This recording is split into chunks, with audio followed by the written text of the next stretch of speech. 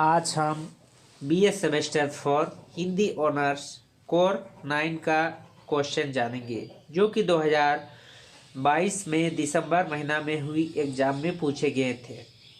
Semester for Hindi honours core 9 का question, यह section है आपका 20-23, जिसमें फुल मार्क 75 नंबर का फुल मार्क था, जिसमें आपको 3 घंटा टाइमिंग था।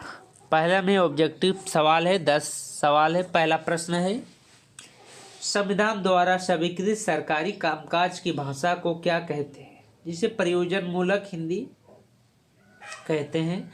ख में है, नागरिक प्रचारणी सभा की स्थापना कब हुई थी। 1853 ईस्वी को नागरिक प्रचारणी सभा की स्थापना हुई थी।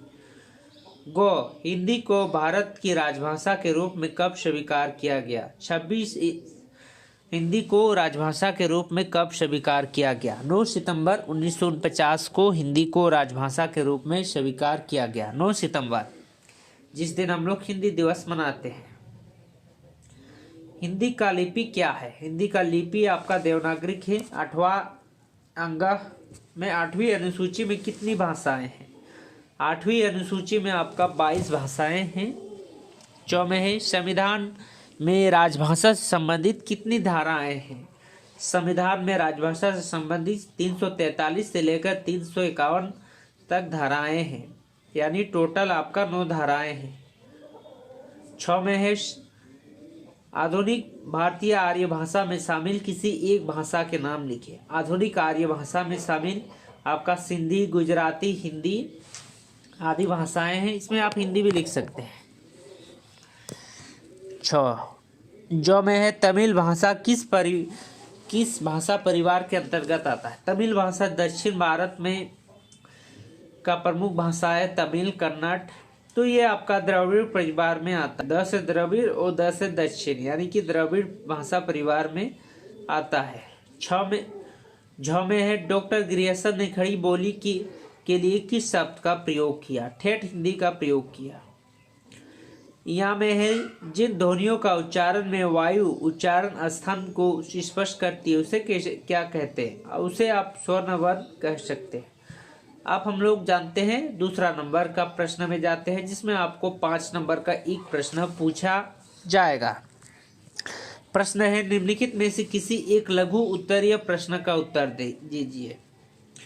5 नंबर का एक प्रश्न का उत्तर देना होगा। इसमें 2 प्रश्न है, एक अथवा में है।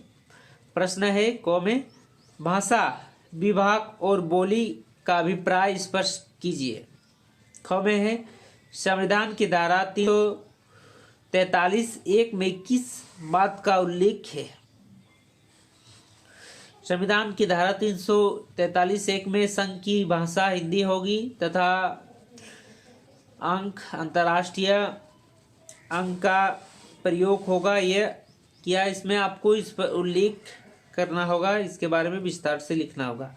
खंड ब, यानी ग्रुप बी वाला, निम्नलिखित में से किन्हीं 4 प्रश्नों का उत्तर देना होगा। 15 × 4, यानी 15 चौके 60 नंबर का प्रश्न है। 4 प्रश्न और 5 65 और 10 उधर, ये ऑब्जेक्टिव यानी 75 और 25 नंबर आपका कॉलेज से दिया जाएगा मिड सेम के अंतर्गत।